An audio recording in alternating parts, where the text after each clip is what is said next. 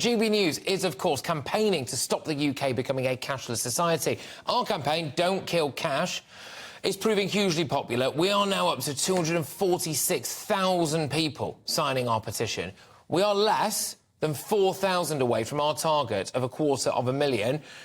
The petition's on our website. Look at that QR code now. If you've got a smartphone, OK, go to it as well. QR code, it's on your screen right now. Take a little hover of your phone over it. Help GB News with our campaign. Tell the authorities don't kill cash. And the reason why we feel so strongly about it is because of two stories that I'm going to hit you with right now. If you needed reminding of the importance of our campaign, well, have a look at this.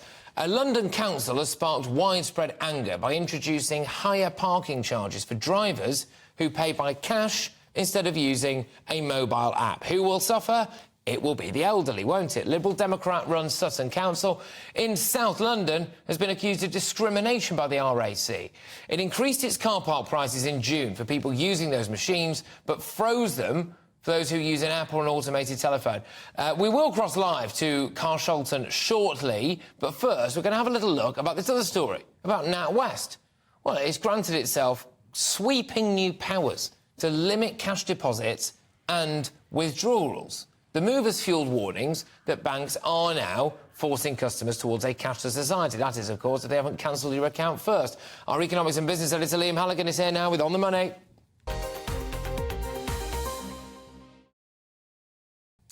It's our money. I want it. Why can't I have it? Well, NatWest say they're introducing new rules from the 11th of September. Let's have a look. I've put them up on a graphic here for you. And these are contained in a leaflet that's just come to light. At the moment, NatWest says there's a £750 limit on a cash machine withdrawal. That seems pretty sensible.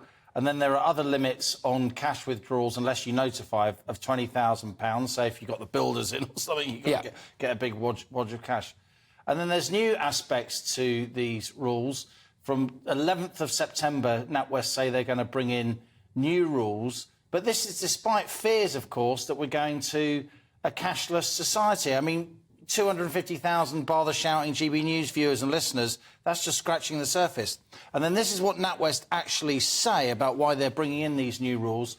We may apply limits to payments to and from your account, for example, to the amount of cash you pay in or withdraw, or to payment types where there is a high risk of fraud, scams or other crimes. Look, there's always been a risk of fraud, scams and other crimes, so you have to wonder why NatWest want to bring these new rules in.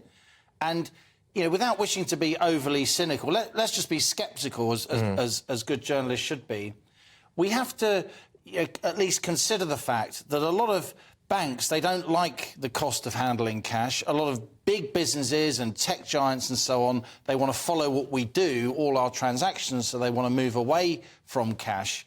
Yet, as we know, Patrick, from our reporting and reading endless emails that we're getting to GB News now, a lot of people, particularly vulnerable people, particularly older people, they need cash. They don't want to be messing about on a smartphone that they don't even own, trying to park somewhere, downloading some new app. It's absolutely crazy. And, of course, a lot of older people, they end up just getting fines. So I'd say to GB News viewers and listeners, let's get this petition signed. Let's get to 250,000. Yep. You can use the QR code with your smartphone, but you probably haven't got... If you haven't got a smartphone, just go to gbnews.com/cash. Yeah. A couple of other things.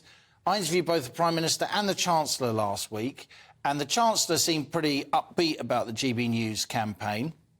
And said he understood why people wanted to stick with cash. You know, cash is still millions of transactions each day in this country. The Prime Minister, though, is a little bit more sceptical. The Prime Minister is resisting calls as we speak from dozens of Tory MPs and other MPs, Labour MPs too, have got behind our campaign. I'm hearing that Number 10 are pushing back a little bit because they think businesses should be able to choose whether they take cash or not. I say that's where the political rub is going to be, so it's really important we get this petition signed. Absolutely. Once we get to 250,000, then we're going to approach the House of Commons authorities and try and get this thing debated on the floor of the House of Commons. Look, fantastic. We will get there. We might even get there over the course of this show. Liam, thank you very much. Liam Halligan, our economics and business editor. Let's just have a quick look now with our national reporter, Paul Hawkins, about what the reality is, actually, of this situation on the ground. It's a controversial decision by Sutton Council to charge people more if they use cash rather than a mobile app to pay to park. Paul, over to you in Carshalton. Yeah, Carshalton in the London Borough of Sutton, where for the past 2 months, if you want to pay for an hour's worth of parking using an app, you pay £3 an hour. You pay £2 an hour, sorry, but if you use cash, it's £3 an hour, so 50% more. We've been speaking to people here this morning, a lot of them very unhappy with that, and they point out, as you say, to the elderly and vulnerable groups, what are they supposed to do? But from the council's point of view, and at the heart of this question about the cashless society is who is going to pay for the cost of having cash? And the council here say that, yes, it is inconvenient for some people, but once you're up and running with the app, it's good. And if you don't want to use the app, if you don't want to use your phone, then how about using their dedicated phone line where you phone up and you use your card to pay?